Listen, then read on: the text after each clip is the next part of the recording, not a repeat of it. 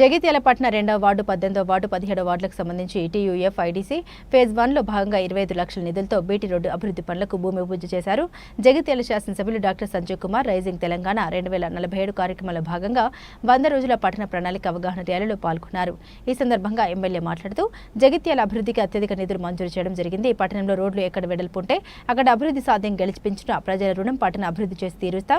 జగిత్యాల పట్టణ నలువైపులా మార్కెట్లు అభివృద్ధి చేస్తామని అన్నారు. ముఖ్యమంత్రి సహకారంతో జగిత్యాల పట్టణాన్ని మరింత అభివృద్ధి చేస్తామని అన్నారు. ఎమ్మెల్యే పట్టణ పరిశుభ్రత పచ్చదనం అందరి బాధ్యత అని తెలిపారు. నియోజకవర్గ ప్రజలు నాపై నమ్మకం ఉంచి పక్క నియోజకవర్గాల్లో నేను గతంలో ఉన్న ప్రభుత్వంతో ఉన్న వాళ్ళని చాలా చోట్ల ఓడించాను. ఇక్కడ మీరు నన్ను గెలిపించిన సందర్భంలో ఎందుకు గెలిపించారు? మీరందరూ కూడా నేను ఎలక్షన్ల ముందు వస్తే ఆదరించారు.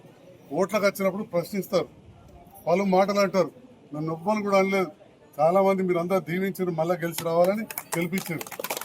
మరి గెలిపించినప్పుడు ప్రభుత్వం పోయింది. నా బాధ్యత గత ప్రభుత్వాన్ని విమర్శించడం, ఇప్పుడు వచ్చిన సర్కారుని విమర్శిస్తే నాకు వచ్చేదే ఉన్నది.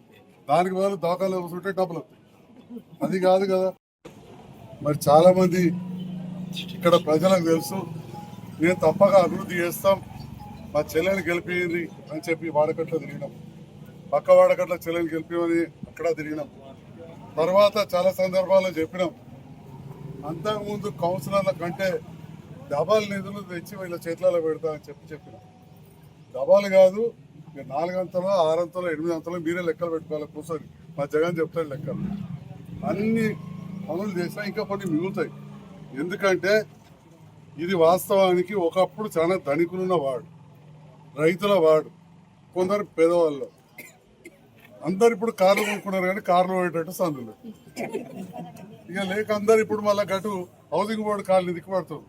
మా రాయసం గౌడ్ గారు మా గ్రామస్తుడే, మాజీ మంత్రి ఉన్నప్పుడు, ఇండ్ల మంత్రి ఉన్నప్పుడు వాడు హౌసింగ్ బోర్డు ఎత్తి ఇప్పుడు రోడ్లు పెద్ద ఉన్నారే బంజారా హైదరాబాద్ ఎక్కున్నాయని ఈడ అమ్ముకుంటూ ఆడిపోతుంది. అంటే రోడ్లు ఏడ పెద్దగుంటే అక్కడ అభివృద్ధి ఉంటుంది. గడియారం కాడ ట్రాన్స్పోర్ట్ ఉంది కదా, మా ఇల్లు ఎరికే, నా భార్య మంది కొద్దిగా ఎరికే, ఆ మూల మీరు రోడ్డు పెద్దగా ఉంటుంటే మా దుకాణాలకి ఎక్కడ అయిపోతుంది. లేకపోతే ఒకనే పోవు మూలకే వాడు ట్రాన్స్పోర్ట్ లారీలు అంటే చెప్పేది ఏంటంటే కొత్త కట్టుకునేటోళ్ళు ఇంకా కొన్ని విషయాలు ఇప్పుడు మా చైర్మన్ గారు అందరూ కూడా చెప్పారు. ఇప్పుడు చూపెడతారు పరిశుభ్రత మీద. ఇక ఆ సబ్జెక్ట్ నేను పోదలుచుకోవాలి.